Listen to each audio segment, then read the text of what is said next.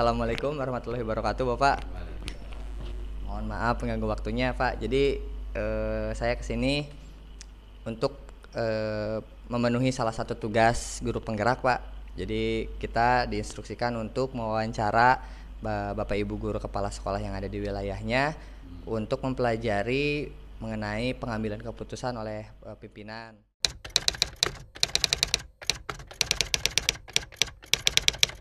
Satu salah, tentunya seorang kepala sekolah harus menimbang dulu jika satu kasus itu salah, ya kita harus melihat latar belakangnya kesalahan itu apa, seperti apa.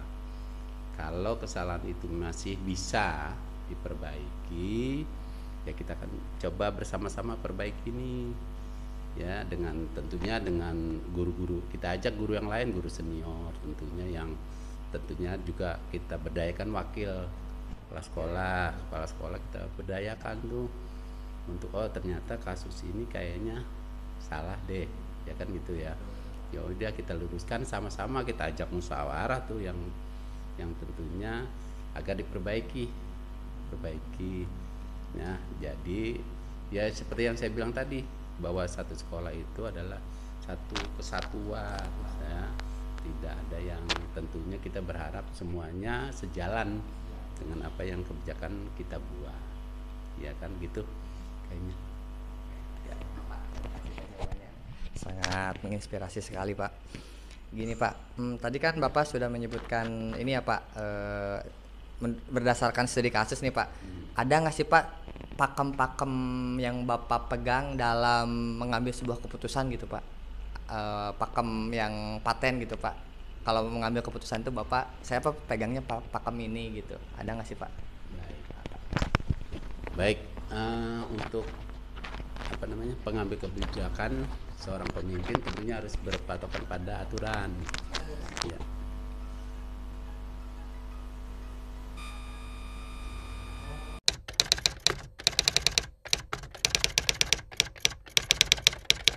Terima kasih, Mas Koja ya. Panggil Mas aja ya. Iya. Tadi mengenai pertanyaan yang pertama tadi, bagaimana seorang kepala sekolah mengambil keputusan dalam kegiatan yang berkenan dengan etika, dilema etika, di mana jika keputusan itu dibuat akan satu kelompok, di sisi satu kelompok ada yang menyukai dan ada yang tidak menyukai, gitu ya. Oh gitu, baik. Jadi kalau saya sih berpikir begini, bahwa sekolah itu kan tempat kita berkumpul guru-guru nih ya, yang menyatukan seluruh elemen, baik guru yang ya ada sekarang istilah guru senior dan guru junior. Namun bagi saya sih prinsipnya mereka satu keluarga, harus dipersatukan dengan tentunya banyak juga kendala-kendala. Nah, justru kendala itu akan membuat kita semakin kuat persatuannya. Misalnya dalam satu keputusan saya sudah mengambil keputusan A misalnya, ya. Namun memang di dalam tentunya ada yang suka dengan keputusan ini dan ada yang tidak suka. Namun bagi yang tentunya yang suka, ya saya berterima kasih kepada mereka dan mendukung, tentunya yang sudah mendukung kebijakan. Tapi apabila yang tidak suka, ya saya akan mencoba mendekatkan mereka, memberitahu pengertian kepada mereka bahwa keputusan ini adalah keputusan bersama yang tentunya jika guru suka dengan tidak, kita harus, karena memang bersamaan yang penting dalam satu keputusan, mau tidak mau, suka tidak suka, mereka harus menerima. Walaupun mereka tentunya ya seperti tadi tidak suka dalam ini ya, tapi sebagai seorang kepala sekolah harus bijak ya, tidak tidak menyalahkan mereka yang tidak suka, menjauhkan tidak, tetap merangkul mereka.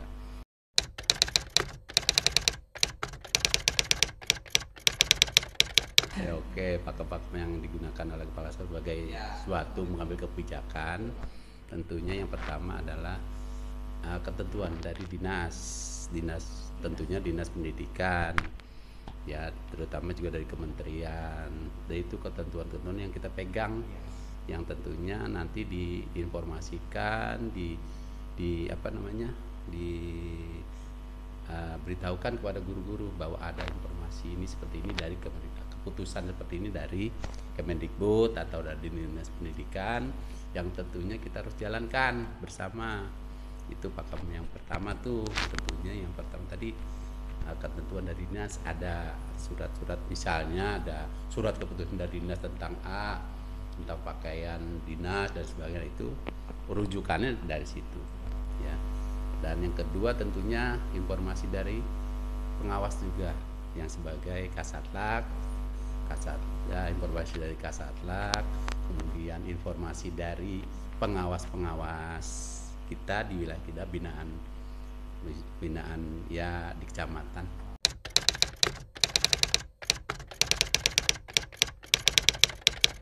Baik, ya tentunya tantangan sih ada, pasti ada. Setiap pengambil kebijakan tentu tantangan ada. Seperti tadi ada guru yang tidak setuju dengan keputusan kita, ada yang guru yang mendukung dengan.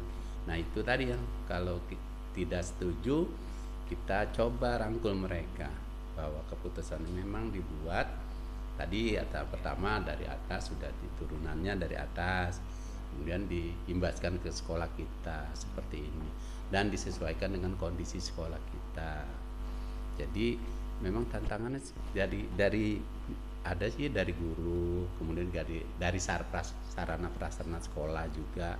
Kalau memang ketentuan itu mengenai misalnya ada tidaknya ruang-ruang dan lab dan sebagainya, tentunya kita di sekolah kita nggak ada, ya berarti keputusannya memang ya belum bisa dilaksanakan di sekolah, karena memang kondisi sekolah tidak memungkinkan untuk melaksanakan keputusan itu. Tapi biar bagaimanapun seorang pemimpin harus mengusahakan ya segala sesuatu yang turunannya dari atas itu kayak seperti itu sih.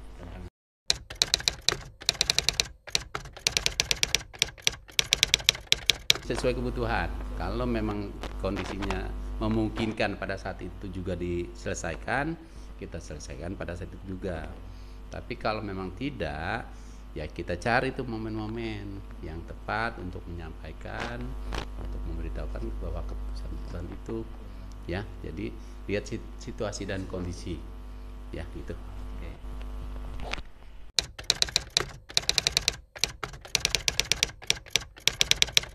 Saya bilang seorang pemimpin tidak bisa bekerja sendiri.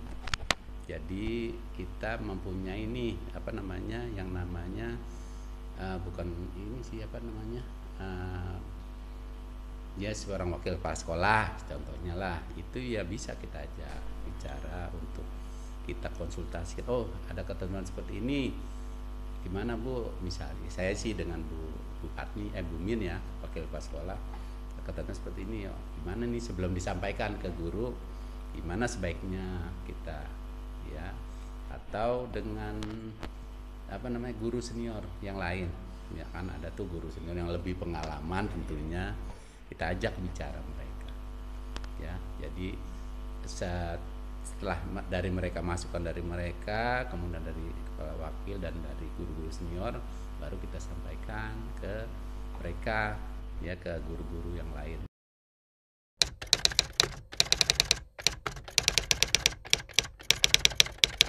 Baik, jadi gini,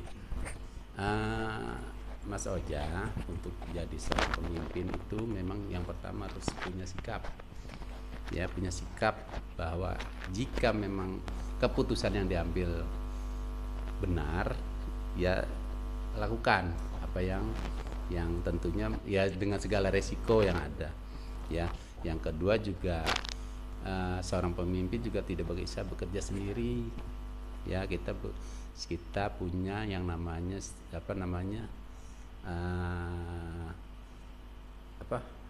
misalnya bukan pembantu sih, apa ya namanya, kita punya semacam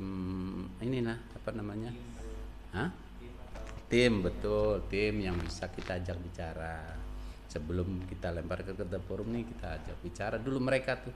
Kita sudah bentuk tim, misalnya tim kurikulum, tim apa, kita mau mengerjakan apa, kita bentuk tim dulu deh tuh, ya, supaya kita tidak dianggap bekerja sendiri. Karena seorang kepala sekolah tidak mungkin bisa bekerja tanpa guru. Kalau guru bisa tanpa kepala sekolah, ya kan. Contohnya yang saya alami di 02, dia kan kepala sekolah, nggak, saya jarang ke sana, tapi mereka bisa. Tapi kalau orang kepala sekolah tanpa guru ya nggak bisa. Siapa yang mau dipimpin kan gitu. Itu yang kedua ya disiplin, ya, dalam segala hal. Tentunya dari kita sendiri contoh, karena kita kan contoh buat buat ya guru-guru, buat staf dan lainnya, ya. Jadi disiplin itu penting. Segala sesuatu yang kita kerjakan adalah merupakan contoh untuk yang lainnya, karena kan kita diamanahkan untuk jadi seorang kepala sekolah yang memimpin satu satuan. Jadi ya tentunya kita yang menjadi contoh itu disiplin. Kemudian yang ketiga amanah.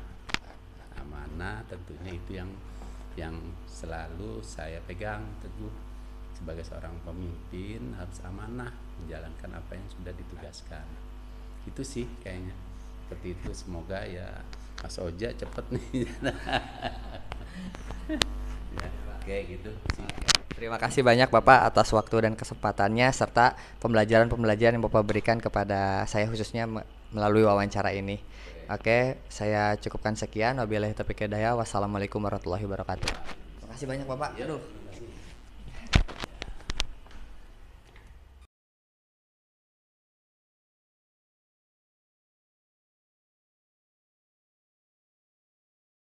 Pengalaman pimpinan-pimpinan kami di sekolah.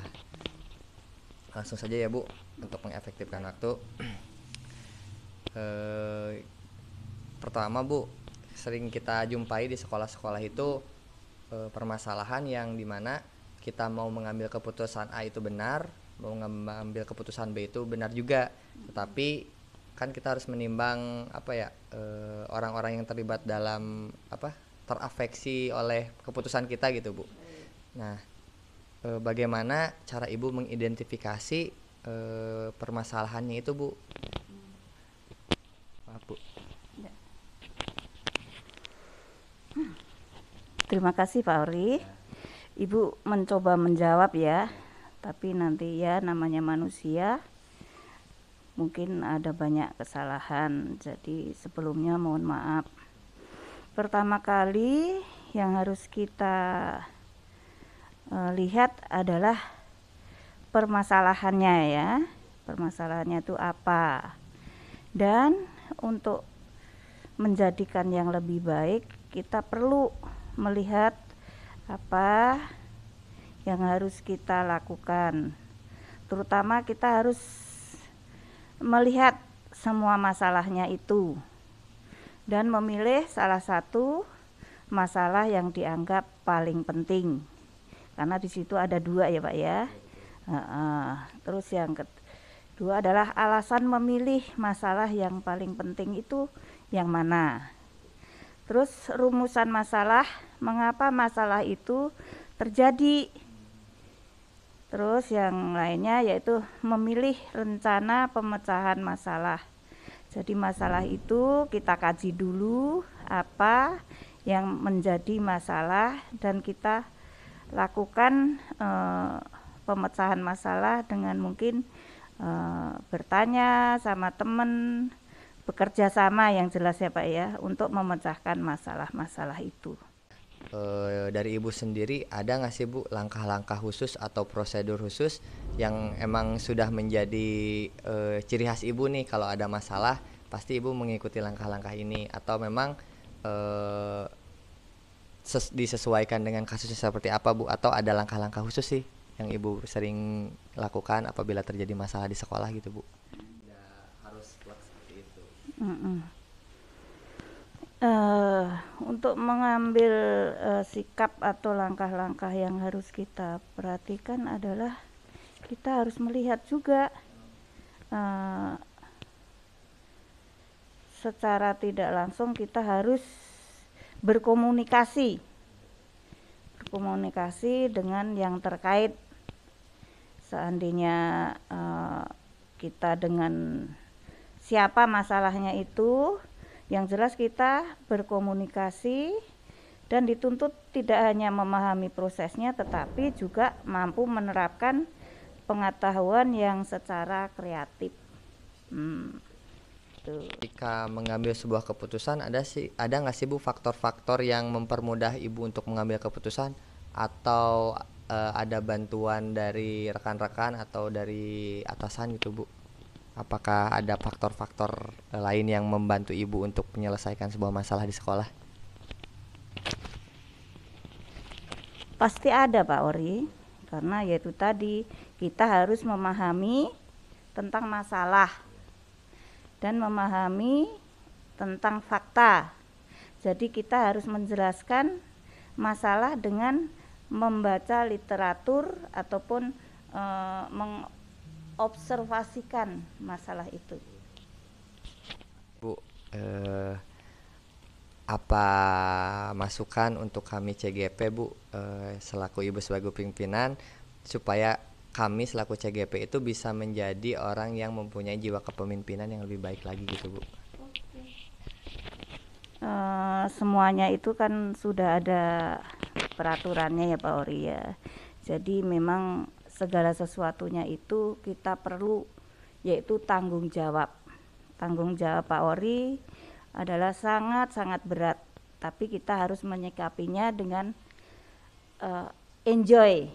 Segala sesuatunya kan kalau kita aduh berat banget ini, gimana caranya? Jangan. Kita lakukan aja by step, istilahnya ya, ini dulu gitu. Jadi bermusyawarah dan menghargai pendapat orang lain. Paling tidak kan untuk anak-anak ya Pak Ori ya, untuk anak-anak itu kan kita menjadikan toleransi, paling enggak anak-anak bisa menghormati, mamanya 5S segala macam itu. Jadi menghargai dan kerjasama, percaya diri dengan ya pokoknya kolaborasi itu tadi Pak Ori. Ya mungkin itu Pak Ori yang bisa Ibu jawab, ya mohon maaf kalau kurang. Oke, terima kasih banyak Ibu. Terima kasih juga atas masukan dan sarannya. Semoga kami dapat menjadi individu yang lebih bertanggung jawab dan kedepannya bisa menjadi pemimpin yang baik untuk diri kami sendiri dan lingkungan kami. Terima kasih Ibu. Wabillahi taufiq hidayah. Wassalamualaikum warahmatullahi wabarakatuh. Terima kasih banyak Ibu.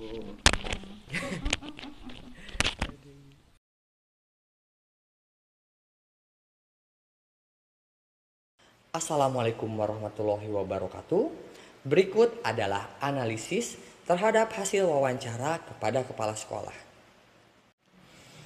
Seperti yang telah kita pelajari di bagian eksplorasi konsep, bahwa sesulit apapun keputusan yang harus diambil untuk permasalahan yang sama-sama benar atau dilema etika, sebagai seorang pemimpin, kita perlu mendasarkan keputusan kita kepada 3 unsur, yaitu berpihak kepada murid, berdasarkan nilai-nilai kebajikan universal, dan yang ketiga, bertanggung jawab terhadap segala konsekuensi dari keputusan yang diambil. Berdasarkan hasil wawancara dengan Bapak Nizar dan Ibu Genuk, penjelasan yang diberikan oleh beliau, keduanya mengandung ketiga unsur tersebut. Dari hasil wawancara dengan Pak Nizar, ketika terjadi kasus dorongan moral, bukan berarti kita bisa langsung serta-merta menjudge.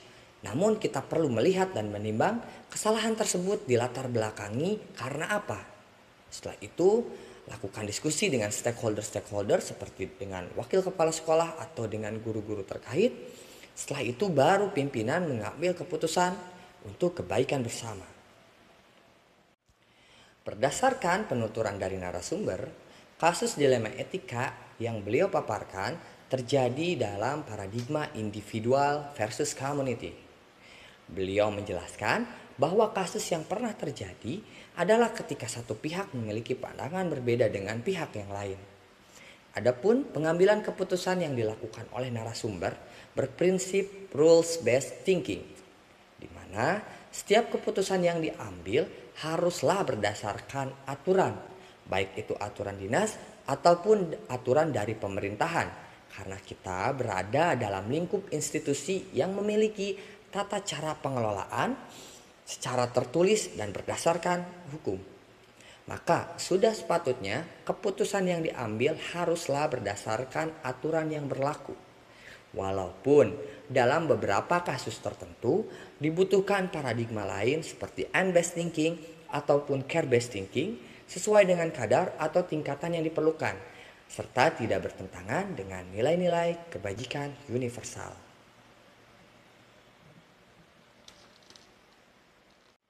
Ketika keputusan telah diambil, mau tidak mau, suka tidak suka, semua pihak harus melaksanakan hasil keputusan tersebut. Karena sekolah merupakan institusi bersama yang bergerak dengan efektif apabila roda-roda di dalamnya saling berkolaborasi. Tidak lupa, pimpinan harus merangkul seluruh pihak, tidak menjauhkan pihak-pihak yang bertentangan, malah harus diajak bergabung untuk bekerja bersama. Untuk pengambilan keputusannya sendiri, berdasarkan hasil wawancara, narasumber biasanya melakukan kajian dan mencari sudut pandang terlebih dahulu. Setelah itu, mengidentifikasi siapa saja yang terlibat dalam masalah tersebut.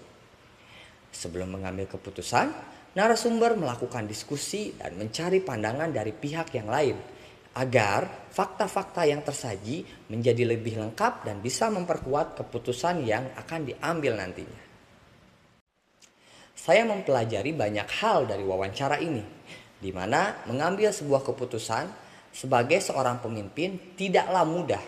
Namun, sebagai pemimpin pembelajaran, kita harus menjadi pribadi yang berani dan dapat bertanggung jawab dalam mengambil keputusan untuk kebaikan bersama.